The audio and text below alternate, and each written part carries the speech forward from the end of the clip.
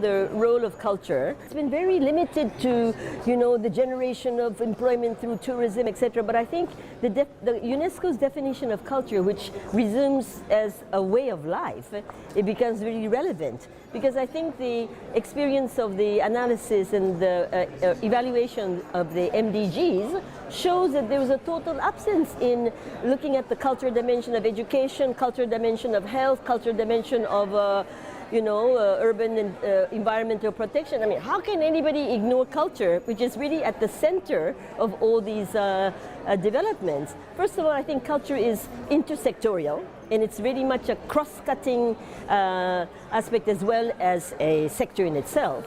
And I think that now with the 2030 agenda, it provides, I think, a greater role for culture, especially because the actors are no longer just the governments. The 2030 agenda really calls for the participation of the private sector and gives a lot of emphasis to public-private partnerships, to universities, to NGOs. After all, how much can government do everywhere in the world?